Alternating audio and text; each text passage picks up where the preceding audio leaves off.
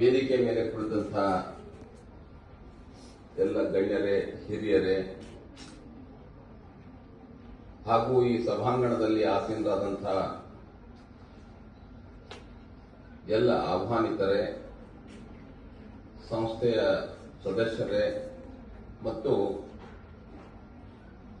ಈ ಕಾಲೇಜಿನ ಎಲ್ಲ ಮಹಿಳಾ ವಿದ್ಯಾರ್ಥಿನಿಗಳೇ,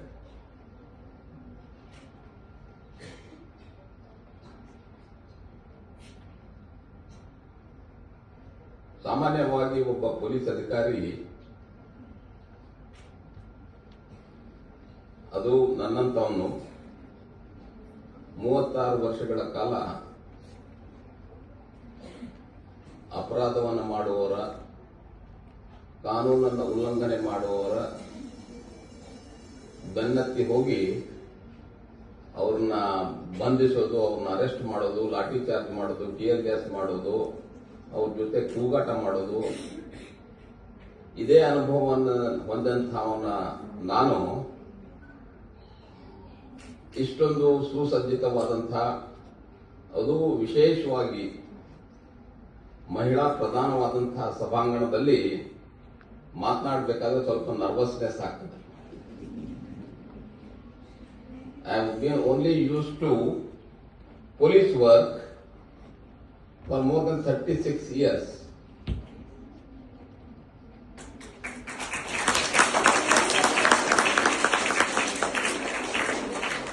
ಪೊಲೀಸ್ ವರ್ಕ್ ಅಂದಾಗ ಚಪ್ಪಾಳೆ ಮಾಡ್ತಾ ಇದ್ದೀರಿ, ಆದರೆ ಆ ಪೊಲೀಸ್ ಕೆಲಸ ಏನು ಅಂತ ಹೇಳಿದಾಗ ಬಹುಶಃ ಚಪ್ಪಾಳೆ ಸದ್ದು ಕಡಿಮೆ ಆಗ್ಬೋದು ಅಂತ ನನಗೆ ಅನಿಸ್ತದೆ.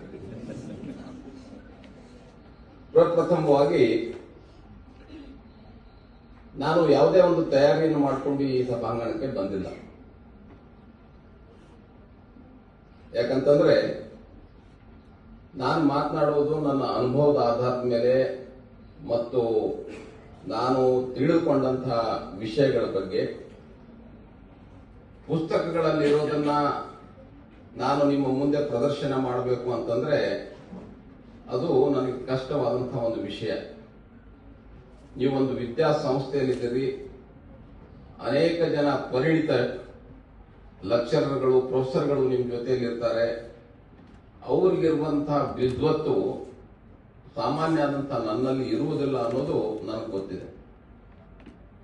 ಆದರೂ ಸಹ ನಮ್ಮ ದಿವ್ಯಾ ಮೂರ್ತಿ ಅವರ ಒಂದು ಒತ್ತಡ, ಅವರು ಮೊನ್ನೆ ಕೆಲವು ದಿವಸಗಳ ಹಿಂದೆ ಹೇಳಿದ್ರು ನೀವು ಬರಬೇಕು ಅಂತ ಹೇಳಿ. ನಾನು ಹೇಳಿದೆ ಅವ್ರಿಗೆ ವರ್ಕಿಂಗ್ ಡೇ ಇದೆ, ಕಷ್ಟ ಇದೆ ಅಂತೆಲ್ಲ ಹೇಳಿದ್ರು ಸಹಿತ ಅವ್ರು ಬಿಡ್ಲಿಲ್ಲ. ಅವ್ರ ಮುಂದೆ ಹಳೆ ಸಂಬಂಧವನ್ನು ಅದಕ್ಕೆ ಜೋಡಿಸಿದ್ರು. ಅವ್ರೇನಂತಂದ್ರೆ ಅವರು she is A very good swimmer, ಅವರು ಈಜುಗಾರಿಕೆಯಲ್ಲಿ ಪ್ರಶಸ್ತಿಯನ್ನು ಪಡೆದುಕೊಂಡವರು. ನಾನು ಮತ್ತು ಅವ್ರ ಜೊತೆಯಲ್ಲಿ ಗೆದ್ದಂತ ಇನ್ನೂ ಇಬ್ಬರ ಜೊತೆಯಲ್ಲಿ ಇರ್ತಕ್ಕಂಥ ಫೋಟೋಗ್ರಾಫ್ ನನಗೆ ಕೊಟ್ಟು ಕಳಿಸಿದ್ರು ವಾಟ್ಸ್ಆಪ್ ನಲ್ಲಿ. ನಾನು ಹೇಳಿದೆ ಹಾಗಾದ್ರೆ ಹೋಗ್ಲೇಬೇಕು ಅಂತ ಹೇಳಿ ನಿರ್ಧಾರ ಮಾಡಿಕೊಂಡು ನಾನು ಇವತ್ತಿನ ದಿವಸ ಬಂದಿದ್ದೇನೆ. ಬಹಳ ಸಂತೋಷನ ಬಂದಿದ್ದೇನೆ ಮತ್ತು ಇದು ನನಗೆ ಬಹಳ ಖುಷಿ ಕೊಡ್ತಕ್ಕಂಥ ಒಂದು ವಿಷಯ ಇದೆ. ಎರಡನೇದಾಗಿ ಇನ್ನೊಂದು ನೆಂಟು ಇಲ್ಲಿ ನನಗೆ ಗೊತ್ತಾಯಿತು. ಈ ಕಾಲೇಜಿನ ಪ್ರಿನ್ಸಿಪಾಲ್ ಆದಂತಹ ಡಾಕ್ಟರ್ ಪ್ರೇಮಾ ಸಿದ್ದರಾಜರವರು ನಮ್ಮ ಕುಟುಂಬಕ್ಕೆ ಸೇರಿದವರು.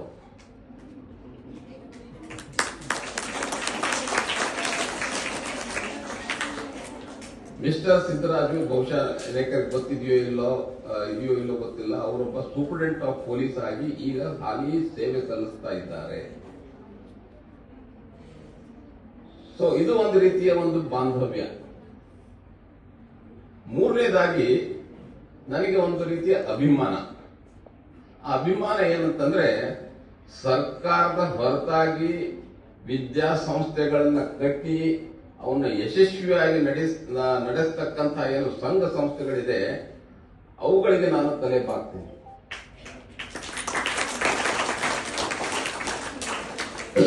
ಇದನ್ನು ಯಾಕೆ ಹೇಳ್ತಾ ಇದ್ದೀನಿ ಅಂತಂದ್ರೆ My father was a primary school teacher. My mother was a primary school teacher. I was born in 1954 in a small town called Gokak in North Karnataka.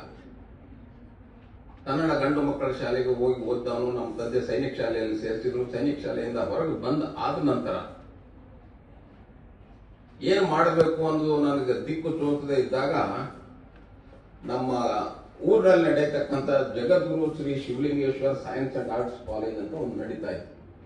ಅದು ಕೂಡ founded by well wishers, good people outside the government. So Uttara Karnataka ಇವತ್ತಿನ ದಿವಸ ಏನಾದರೂ ಪ್ರಬುದ್ಧಕ್ಕೆ ಬಂದಿದ್ರೆ ದಕ್ಷಿಣ ಕರ್ನಾಟಕಕ್ಕೆ ಅದನ್ನು ಹೋಲಿಸೋದು ಕಷ್ಟ. ಯಾಕಂದ್ರೆ ಇವು ಬಹಳ ಮುಂದುವರೆದಂಥವು. ನಾವೇನು ಉತ್ತರ ಕರ್ನಾಟಕದವರಿದ್ದೀವಿ ಮತ್ತು ಹೈದರಾಬಾದ್ ಕರ್ನಾಟಕದವರಿದ್ದೀವಿ, ಅಲ್ಲಿ ನಮಗೆ ಆಧಾರ ಸ್ತಂಭವಾಗಿ ನಿಂತಂಥವುಗಳು ಖಾಸಗಿ ಸಂಸ್ಥೆಗಳು, ಸ್ವಾಮಿಗಳು, ಮಠದವರು, ಇಂಥವ್ರು ಸಂಸ್ಥೆಗಳನ್ನ ಕಟ್ಟಿ ಕಾಲೇಜುಗಳನ್ನ ಪ್ರಾರಂಭ ಮಾಡಿದರು. ಇಲ್ಲಿ ಮೈಸೂರು ಮಹಾರಾಜರ ಒಂದು ಆಶೀರ್ವಾದದಿಂದ ಗವರ್ಮೆಂಟ್ ಲೆಡ್ ಎಜುಕೇಶನ್ ಇತ್ತು. ಆದರೆ ನಾರ್ತ್ ಕರ್ನಾಟಕ, ನಾರ್ತ್ ಈಸ್ಟ್ ಕರ್ನಾಟಕದಲ್ಲಿ we had to depend on private colleges established by the Swamijis, by private individuals who were interested in propagating education. ಆ ಕಾಲದಲ್ಲಿ ಎಜುಕೇಶನ್ ಬಹಳ ಮಹತ್ವದ್ದು ಅಂತ ಹೇಳಿ ಆ ಬ್ಯಾಕ್ವರ್ಡ್ ರೀಜನ್ ಅಲ್ಲಿ ಎಲ್ಲ ಕಾಲೇಜುಗಳನ್ನ ಸ್ಥಾಪನೆ ಮಾಡಿದ್ರು. ಅದೇ ರೀತಿಯಲ್ಲಿ ನಿಮ್ಮ SJR ಕಾಲೇಜು ಸ್ಥಾಪನೆ ಆಗಿದ್ದು ಅಂತ ತಿಳ್ಕೊಂಡು ಈ ಕಾಲೇಜಿನ ಬಗ್ಗೆ ಕೂಡ ನನಗೆ ತುಂಬಾ ಹೆಮ್ಮೆ ಇದೆ. ಅದಕ್ಕಾಗಿ ನಾನು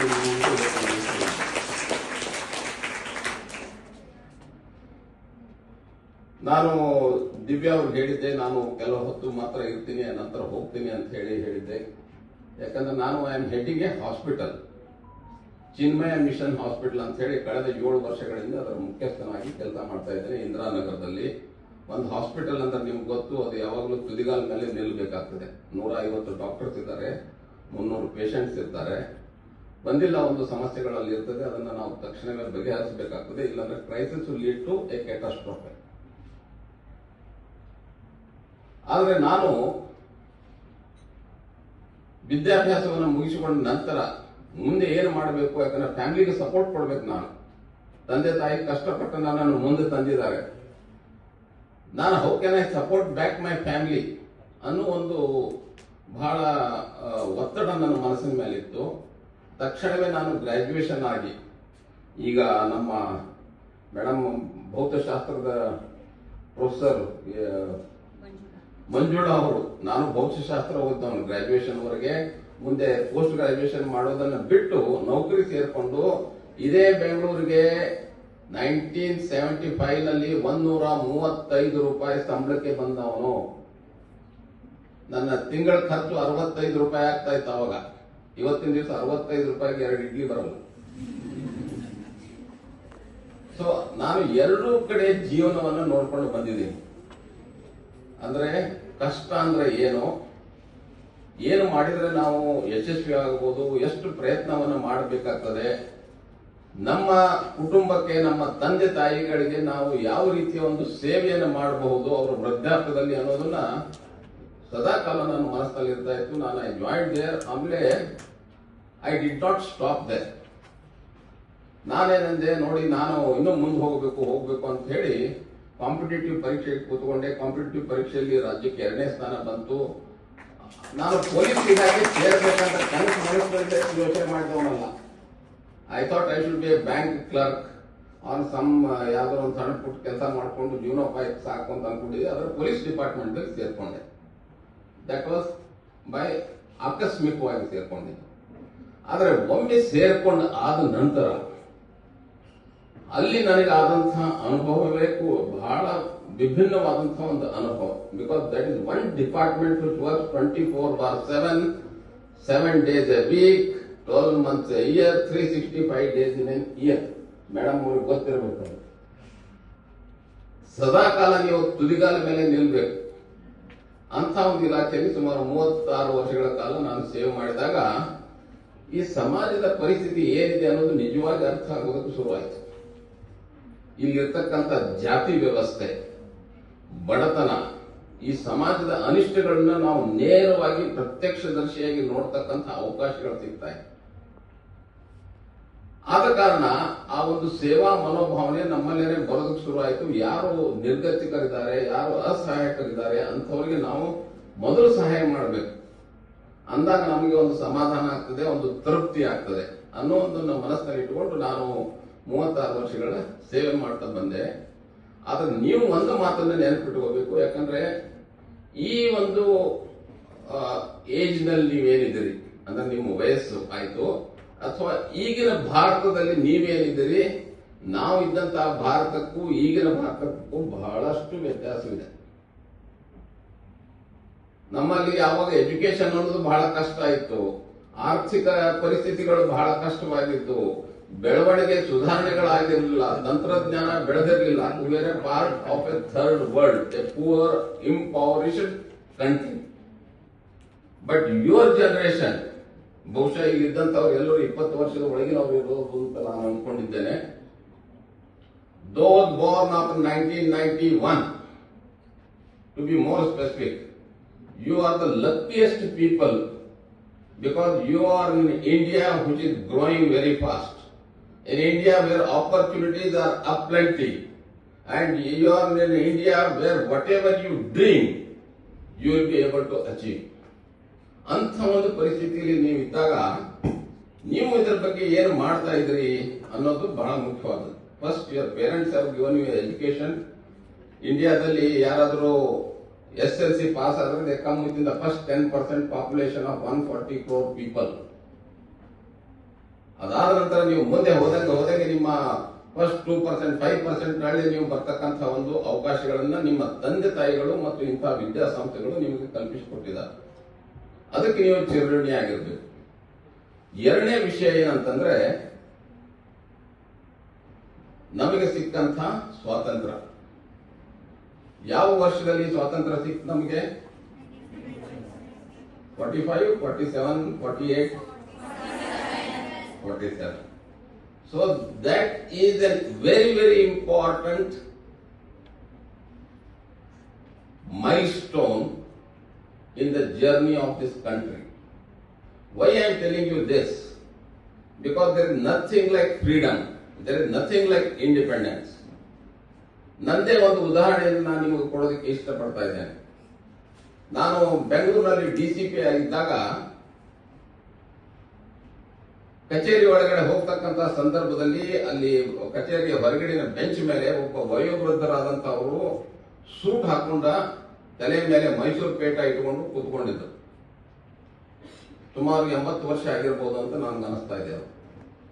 ಅವರ ಪಕ್ಕದಲ್ಲಿ ಒಂದು 40-45 ವರ್ಷದ ಅತ್ಯಂತ ಸ್ಫುರದ್ರೂಪಿಯಾದಂತಹ ಒಬ್ಬ ಯುವತಿ ಪಕ್ಕದಲ್ಲಿ ಕೂತ್ಕೊಂಡಿದ್ದರು. She was sitting just next to him.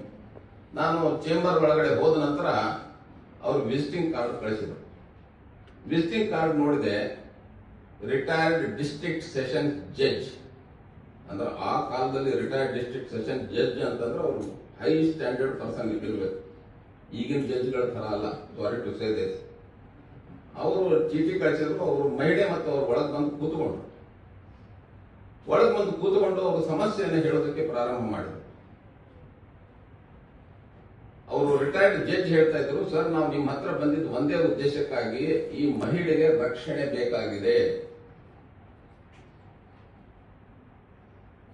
ಆ ರಕ್ಷಣೆಯನ್ನು ನೀವು ಕೊಡಬೇಕು ಅಂತ ಹೇಳಿ ಉದ್ದೇಶದಿಂದ ನಿಮ್ಮ ಕಚೇರಿ ಬಾಗಿಲಿಗೆ ಬಂದು ಕಾಯ್ಕೊಂಡು ನಾವು ನಿಮ್ಮನ್ನು ಭೇಟಿ ಆಗ್ತಾ ಇದ್ದೇವೆ.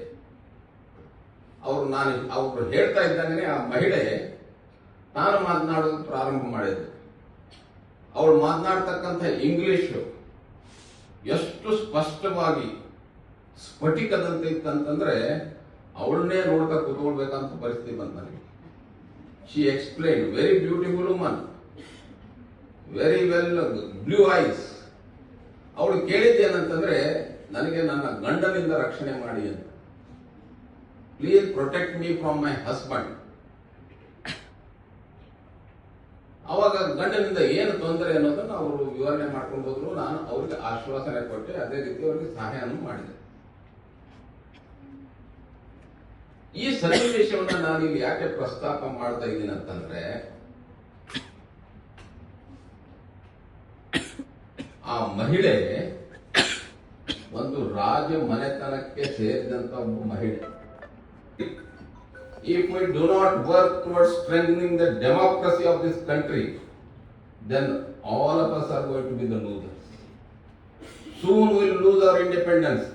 ಯಾವ ರೀತಿ ನಾವು ಬೇರೆಯವರ ಸೇವಕರಾಗಿ ಕೆಲಸ ಮಾಡ್ತಕ್ಕಂಥ ಒಂದು ವ್ಯವಸ್ಥೆ ಇತ್ತೋ ಅದೇ ವ್ಯವಸ್ಥೆ ನಮ್ಮ ಮುಂದೆ ಬರೋದಕ್ಕೆ ಸಾಧ್ಯ ಇದೆ.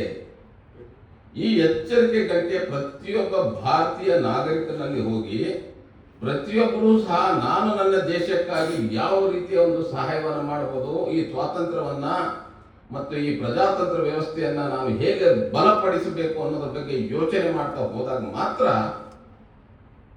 ಈ ಒಂದು ವಿದ್ಯಾಭ್ಯಾಸ ನೀವು ಇವತ್ತಿನ ದಿವಸ ಏನು ತಗೊಳ್ತಾ ಇದ್ದೀರಿ ಅದು ಸಾರ್ಥಕವಾದಂತೆ. ಜಾಬ್ ಸಿಗ್ಬೋದು, ಇದು ಸಿಗ್ಬೋದು, ಸಂಬಳ ಸಿಗ್ಬೋದು, ಕಾರ್ ಇರ್ಬೋದು, ಮನೆಗಳಿರ್ಬೋದು. How are you going to contribute to this country? This is the most important challenge before the youth of this country. That kind of motivation has to come within you. It is not just the classroom studies. It is how you are going to become relevant to this society. ಈಗ ನಾವು ರಕ್ತದಾನದ world blood donors day ದಿವಸ ಬಗ್ಗೆ ಮಾತನಾಡ್ತಾ ಇದ್ದೀವಿ. ಇದು ಸಂದರ್ಭ ಅದು. ಈಗಾಗಲೇ ರಕ್ತದ ಬಗ್ಗೆ ಸಾಕಷ್ಟು ನಿಮಗೆ ತಿಳುವಳಿಕೆ ಕೊಟ್ಟಿದ್ದಾರೆ. ರಕ್ತಕ್ಕೆ ಜಾತಿ ಇಲ್ಲ. ನೀವು ಏನೇ ದಾನ ಮಾಡಬಹುದು. You may give food, you may give money, you may give anything else, but nothing can match donating of blood. Blood is the most supreme donation that one individual can give just because it can save one more life. ನಂದೇ ಒಂದು ಉದಾಹರಣೆಯನ್ನು ಕೊಡೋದಕ್ಕೆ ಇಚ್ಛೆ ಪಡ್ತಾ ಇದ್ದೇನೆ. 1993ರಲ್ಲಿ ವೀರಪ್ಪನ ಕಾರ್ಯಾಚರಣೆಗೆ ಬಹಳ ಜನ ಅಧಿಕಾರಿಗಳು ಹಿಂದೇಟು ಹಾಕ್ತಕ್ಕಂಥ ಸಂದರ್ಭದಲ್ಲಿ ನಾನು ಇನ್ನೂ ಅವಾಗ 36-37 ವರ್ಷ ನಾನು ಕೈ ಎತ್ತಿದೆ. ನಾನು ಈ ಕಾರ್ಯಾಚರಣೆಯಲ್ಲಿ ಭಾಗಿಯಾಗ್ತೀನಿ, ನಾನು ಸೇರ್ಕೊಳ್ತೀನಿ ಅಂತ ಹೇಳಿ, ಯಾಕೆ ವೀರಪ್ಪನ ಕೈ ನೋಡೋಣ, ಟೇಕ್ ಇಟ್ ಹೆಡ್ ಆನ್ ಅಂತ. ಶಂಕರ್ ಬಿದ್ರಿ ಅವಾಗ ಕಮಾಂಡರ್ ಆಫ್ STF ಇದ್ರು, ನಾನು ಸೂಪರಿಂಟೆಂಡೆಂಟ್ ಆಫ್ ಪೊಲೀಸ್ ಆಗಿದ್ದೆ. 24th May 1993 early morning at 6:30 AM ನಾನು ಜೀಪ್ನಲ್ಲಿ ಹೋಗ್ತಾ ಇರಬೇಕಾದ್ರೆ ನನ್ನ ಜೊತೆಯಲ್ಲಿ 12 ಜನ ಅಧಿಕಾರಿಗಳು ಇದ್ದರು. ವೀರಪ್ಪನ ತಂಡ ನಮ್ಮ ಮೇಲೆ ದಾಳಿ ಮಾಡಿತು. ನನ್ನ ಕಣ್ಣು ಮುಂದೆನೆ 6 ಜನ ಅಧಿಕಾರಿಗಳು ಅಸುನೀಗಿದರು. ನನ್ನ ಒಂದು ಜೀಪಿಗೆ 27 ಬುಲೆಟ್ ಬಡಿದಿತ್ತು.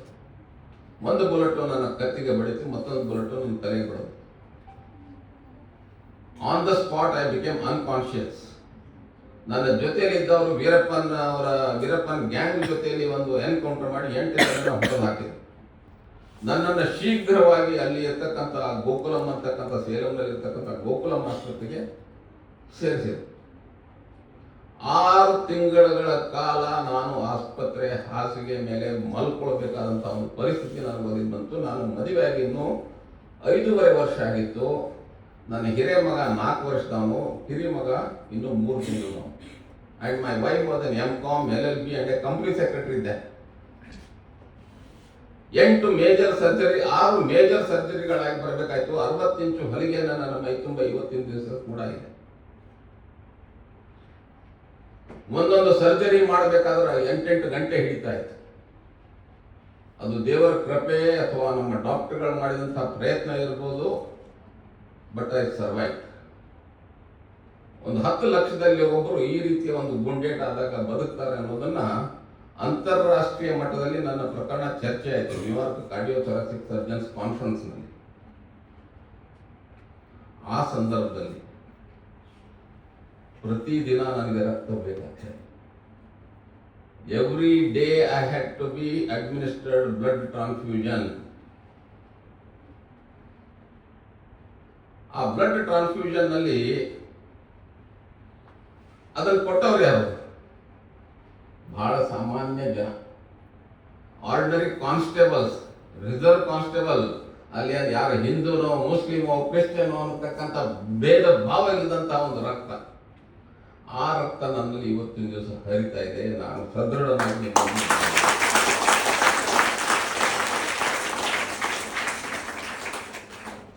ಆದ ಕಾರಣ ನಾನು ಹೆಚ್ಚಿಗೆ ಸಮಯ ತೆಗೊಳ್ಳೋದಕ್ಕೆ ಇಚ್ಛೆ ಪಡ್ತಾ ಇಲ್ಲ.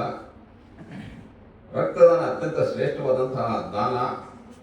ನಮ್ಮ ದಿವ್ಯಾ ಮೂರ್ತಿ ಅವರ ಒಂದು ಸಂಘಟನೆ ಏನಿದೆ, ಕರ್ನಾಟಕ ವಿದ್ಯಾರ್ಥಿ ಕೂಟ ಏನಿದೆ, ಅದನ್ನು ಸ್ಥಾಪನೆ ಮಾಡಿದ್ದು ತುಂಬ ಶ್ಲಾಘನೀಯವಾದದ್ದು. ನೀವು ಇಂಥ ಒಂದು ಸಮಾಜಮುಖಿಯಾದಂತಹ ಕಾರ್ಯಕ್ರಮಗಳಲ್ಲಿ ಭಾಗ ತೆಗೆದುಕೊಳ್ಳೋದು ಕೂಡ ನಿಮ್ಮ ಜೀವನೋತ್ಸಾಹವನ್ನು ತೋರಿಸ್ತದೆ. ಯಾಕಂದ್ರೆ ಅವರು ಸುಮ್ಮನೆ ಆರಾಮಾಗಿರ್ಬೋದು, ಒಂದು ಜಾಬ್ ಮಾಡಿಕೊಂಡು ಏನೋ ಮಾಡಿಕೊಂಡು ಪ್ರಾಪರ್ಟಿ ಮಾಡಿಕೊಂಡು ಬಿಸ್ನೆಸ್ ಮಾಡಿಕೊಂಡು ಕಾರ್ನಲ್ಲಿ ಅಡ್ಡಾಡಿಕೊಂಡು ಕ್ಲಬ್ಗಳಲ್ಲಿ ಇದ್ದು ಮಾಡಬಹುದಾಗಿದೆ. No, that is not life. ನನಗೀಗ 72 ವರ್ಷ. ನಾನು ಬೆಳಿಗ್ಗೆ 5:30 ಎದ್ದು ರಾತ್ರಿ 9:30 ತನಕ ಕೆಲಸ ಮಾಡ್ತಾನೇ ಇರ್ತೇನೆ. That gives me happiness. ನನಗೇನು ಸಂತೋಷ ಅನಿಸ್ತದೆ ಅದನ್ನು ನಾನು ಮಾಡ್ತಾ ಇದ್ದೀನಿ. ನಾನು ಮಹಿಳೆಯರಂತೆ ಮನೆಯಲ್ಲಿ ಕೂತ್ಕೊಂಡು ಇದನ್ನು ಮಾಡಿಕೊಂಡು ಬರೀ ಪಾಲಿಟಿಕ್ಸ್ ಮಾಡಿಕೊಂಡು ಲೈಫ್ ಮಾಡ್ತಾ ಇಲ್ಲ. I have been intelligence at to 4 chief minister. ಯಡಿಯೂರಪ್ಪನವ್ರ ಜೊತೆಯಲ್ಲಿ ಇದ್ದೆ, ಸದಾನಂದ ಜೊತೆಯಲ್ಲಿ ಇದ್ದೆ, ಜಗದೀಶ್ ಶೆಟ್ಟರ್ ಜೊತೆಯಲ್ಲಿ ಇದ್ದೆ, ಸಿದ್ದರಾಮಯ್ಯ ಜೊತೆಯಲ್ಲಿ ಕೂಡ head of the intelligence to this state. ನಾನು ಅದನ್ನು ಸಾಕಷ್ಟು ನೋಡಿಬಿಟ್ಟಿದ್ದೀನಿ. ನನಗೇನಂತಂದ್ರೆ ಏನಾದರೂ ಒಂದು ಮಾಡ್ತಾನೆ ಇರಬೇಕು. ಈಗ ಚಿನ್ಮಯ ಮಿಷನ್ ಆಸ್ಪತ್ರೆ ಇರ್ಬೋದು, ಕರ್ನಾಟಕ ಸ್ವಿಮ್ಮಿಂಗ್ ಅಸೋಸಿಯೇಷನ್ ಇರ್ಬೋದು, ರೆಡ್ ಕ್ರಾಸ್ ಇರ್ಬೋದು, ಅಥವಾ ಕಾನೂನು ಸುವ್ಯವಸ್ಥೆಗೆ ಸಂಬಂಧಪಟ್ಟಂತ ಅನೇಕ ವಿಷಯಗಳ ಬಗ್ಗೆ ಅಧಿಕಾರಿಗಳ ಜೊತೆ ಚರ್ಚೆ ಮಾಡೋದು, ಅದನ್ನ ಪರಿಹಾರಗಳನ್ನ ಹೇಗೆ ಕಂಡು ಹಿಡಿಯಬೇಕು ಅಂತಕ್ಕಂಥ ಕಷ್ಟದಲ್ಲಿ ಇದ್ದವರಿಗೆ ಸಹಾಯ ಮಾಡೋದು. So this gives me A kind of happiness and it engages my mind. So my request to you people is, don't waste a single minute of your activity in non-productive work. You must put up a good health. I request each one of you to exercise at least 1 hour a day, physical exercise of 1 hour a day. ಯಾಕೆ ಅಂತ ಹೇಳ್ತೀನಿ ಕೇಳಿ. ಈಗೇನೋ ಎಲ್ಲ ಸರಿ ಇದೆ, ನೀವು ಸುಂದರವಾಗಿದ್ದೀರಿ, ಚೆನ್ನಾಗಿದ್ದೀರಿ, ಓಡಾಡ್ಕೊಂಡಿದ್ದೀರಿ, ಎಲ್ಲ ಇದ್ದೀರಿ. ನೀವು ವಯಸ್ಸಾಗ್ತಾ ಬರ್ತದೆ, ಒಂದೊಂದೇ ಸಮಸ್ಯೆಗಳು ಶುರು ಆಗ್ತದೆ. ನಿಮ್ಮ best part of your life will come towards the end. ಎಲ್ಲಿ ನೀವು ಬಹಳ ಖುಷಿಯಿಂದ ಇರಬೇಕಂತಕ್ಕಂಥ ಒಂದು ನಿಮ್ಮ ಹತ್ರ ಹಣ ಇದೆ, ಸ್ಥಾನ ಇದೆ, ಗೌರವ ಇದೆ, ಕುಟುಂಬ ಇದೆ, ಎಲ್ಲವೂ ಇದ್ದಾಗ ಖುಷಿಯನ್ನು ಪಡಬೇಕಾದಂಥ ಸಮಯ ಬಂದಾಗ ನಿಮ್ಮ ಹತ್ರ ಆರೋಗ್ಯ ಇಲ್ಲದೆ ಇದ್ದರೆ ಆಲ್ ದಟ್ ಇಸ್ ವೇಸ್ಟ್. ಆದ ಕಾರಣ I request all of you to exercise physically at least for 1 hour in a day. It is not waste, it is an investment for your future.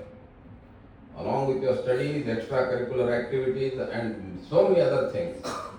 And number 2, respect the institution from which you come.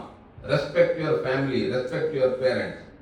ನಾಳೆ ನೀವು ಈ institution ಇಂದ pass out ಆಗಿ ಹೋಗ್ತೀರಿ ಬೇರೆ ಕಡೆಗೆ. ಒಂದು ಉದಾಹರಣೆಯನ್ನು ಕೊಟ್ಟು ನಾನು ಮುಕ್ತಾಯ ಮಾಡ್ತೀನಿ. ಸ್ವಾತಂತ್ರ್ಯ ಸಂಗ್ರಾಮದ ಸಮಯದಲ್ಲಿ ಈ ಸ್ವಾತಂತ್ರ್ಯ ಸೇನಾನಿಗಳು ರಸ್ತೆಯನ್ನು ಬ್ಲಾಕ್ ಮಾಡ್ತಾರೆ. ಆಗ ಬ್ರಿಟಿಷ್ ಪೊಲೀಸರು ಬಂದು ಅವ್ರಿಗೆ ಹೇಳ್ತಾರೆ, ನೀವು ರಸ್ತೆಯನ್ನು ಖಾಲಿ ಮಾಡಬೇಕು, ಇಲ್ಲಾಂದ್ರೆ ನಿಮ್ಮನ್ನು ಬಂಧನ ಮಾಡಬೇಕಾಗ್ತದೆ ಅಂತ. ಆದರೆ ಈ ಸೇನಾನಿಗಳು ಒಪ್ಪಲ್ಲ, ನೀವು ಬಂಧನ ಮಾಡೋದಿದ್ರೆ ಮಾಡಿ, ನಾವು ಬಂಧನಕ್ಕೆ ಒಳಗಾಗೋದಕ್ಕೆ ತಯಾರಾಗಿದ್ದೇವೆ. ಸೊ ಕೊನೆಗೆ ಮೇಲಿನ ಅಲ್ಲಿ ಸೂಪರಿಂಟೆಂಡೆಂಟ್ ಆಫ್ ಪೊಲೀಸ್ ಆದೇಶ ಮಾಡ್ತಾರೆ, ಅದನ್ನೆಲ್ಲ ಅರೆಸ್ಟ್ ಮಾಡಿ ವ್ಯಾನಲ್ಲಿ ಹಾಕಿ ಜೈಲಿಗೆ ತೊಗೊಂಡು ಹೋಗಿ ಅಂತ. ಸೊ ಎಲ್ಲರನ್ನ ವ್ಯಾನ್ನಲ್ಲಿ ತುಂಬೋದಕ್ಕೆ ಪ್ರಾರಂಭ ಮಾಡ್ತಾರೆ. ವ್ಯಾನ್ನಲ್ಲಿ ತುಂಬ್ತಾ ಇದ್ದಂಗೆ ಅಲ್ಲಿ ಮಹಿಳೆಯರು ಕೂಡ ಇರ್ತಾರೆ. ಅವರೆಲ್ಲರೂ ವ್ಯಾನ್ನಲ್ಲಿ ಹತ್ಕೊಂಡಾಗ ಒಬ್ಬ ಮಹಿಳೆ ತನ್ನ ಮೈ ಮೇಲಿದ್ದಂತಹ ಒಡವೆಗಳನ್ನೆಲ್ಲ ತೆಗೆದು ಹ್ಯಾಂಡ್ ಕರ್ಚೀಫ್ನಲ್ಲಿ ಕಟ್ಟಿ ಆ ಕಿಟಕಿಯಿಂದ ಹೊರಗೆ ನೋಡಿ ಒಬ್ಬ ಅಪರಿಚಿತ ವ್ಯಕ್ತಿಯನ್ನು ಕರೀತಾನೆ, ಇದನ್ನು ಇಟ್ಕೊಂಡಿರು ನೀವು ಅಂತ. ತನ್ನ ಒಡವೆಗಳನ್ನ ಅವ್ರಿಗೆ ಹ್ಯಾಂಡ್ ಓವರ್ ಮಾಡ್ತಾರೆ. ಬಸ್ ಹೋಗ್ತದೆ, ಪೊಲೀಸ್ ಬಸ್. ದಾರಿಯಲ್ಲಿ ಅವಳು ಪಕ್ಕದಲ್ಲಿ ಕೂತ್ಕೊಂಡು ಅವಳು ಕೇಳ್ತಾಳೆ ಮತ್ತೊಬ್ಳು, ಏನಮ್ಮ ಒಬ್ಬ ಯಾರೋ ಅಪರಿಚಿತ ವ್ಯಕ್ತಿ ರಸ್ತೆ ಮೇಲೆ ನಿಂತ್ಕೊಂಡು ಅವನಿಗೆ ನೀನು ಒಡವೆಗಳನ್ನೆಲ್ಲ ಗಂಟು ಕಟ್ಟಿ ಕೊಟ್ಟಿದೆಯಲ್ಲ, ಏನು ಗ್ಯಾರಂಟಿ ಇದೆ ನಿನಗೆ ಅವನು ವಾಪಸ್, ನೀನು ಬಿಡುಗಡೆ ಆದ ನಂತರ ನೀನು ವಾಪಸ್ ತಂದು ಕೊಡ್ತಾನೆ ಅನ್ನೋದು. ಆಗ ಮಹಿಳೆ ಹೇಳ್ತಾಳೆ, ಹೌದು, ಆ ವ್ಯಕ್ತಿ ಅಪರಿಚಿತ, ಕೊಡ್ತಾನೋ ಇಲ್ಲ ಅನ್ನೋದು ಪ್ರಶ್ನೆನೇ ಇಲ್ಲ, ಅವನು ಖಂಡಿತವಾಗಿ ನನ್ನನ್ನು ಹುಡುಕಿದಂತಂದು ನನಗೆ ವಾಪಸ್ ಮುಟ್ಟಿಸ್ತಾನೆ ಅಂತಕ್ಕಂಥ ಒಂದು ನಂಬಿಕೆ ನನಗಿದೆ. ಯಾಕಂದರೆ ಅವನು ಗಾಂಧಿ ಟೋಪಿಯನ್ನು ಹಾಕಿದ್ದಾನೆ. ಅದೇ ರೀತಿ ನೀವು ಈ ಸಂಸ್ಥೆಯಿಂದ ಹೊರಗೆ ಹೋಗಿ ಜೀವನದ ಅನೇಕ ಮೆಟ್ಟಲುಗಳನ್ನ ಏರ್ತಾ ಹೋದಾಗ ಈ ಸಂಸ್ಥೆಯ ಲಾಂಛನ ಏನಿದೆ ಅದಕ್ಕೆ ಅಪಕೀರ್ತಿ ಬರದ ರೀತಿಯಲ್ಲಿ ನೀವು ನಡ್ಕೊಳ್ಬೇಕು. I am a product of the SGR institution. I will not do anything wrong. ಅದು ಸಮಾಜ ಕೂಡ SGR ಇನ್ಸ್ಟಿಟ್ಯೂಷನ್ ಅಲ್ಲಿ ಓದಂತ ಒಬ್ಬಳ ಮಹಿಳೆ ಇದ್ದ ಅವರು ಆ ಗೌರವದ ಭಾವನೆಯಿಂದ ನಿಮ್ಮನ್ನು ನೋಡೋದಕ್ಕೆ ಪ್ರಾರಂಭ ಮಾಡಬೇಕು. ಆ ರೀತಿಯಲ್ಲಿ ನಿಮ್ಮ ಮುಂದಿನ ವರ್ತನೆ ಇರಬೇಕು ಅಂತಕ್ಕಂಥ ಒಂದು ಮಾತನ್ನು ಈ ಸಂದರ್ಭದಲ್ಲಿ ಹೇಳಿ ನನಗೆ ಮಾತನಾಡಲು ಅವಕಾಶ ಮಾಡಿಕೊಟ್ಟದ್ದಕ್ಕಾಗಿ ಮತ್ತು ಇಷ್ಟು ಹೊತ್ತು ನನ್ನ ಹೃದಯಕ್ಕೆ ಬಂದಂತಹ ಮಾತನ್ನು ನಿಮ್ಮ ಮುಂದೆ ಹೇಳಿದ್ದೇನೆ. ನೀವು ಶಾಂತರಾಗಿ ಕೇಳಿದ್ದಕ್ಕಾಗಿ ನಿಮ್ಮೆಲ್ಲರಿಗೂ ಧನ್ಯವಾದ. ಸಂಸ್ಥೆ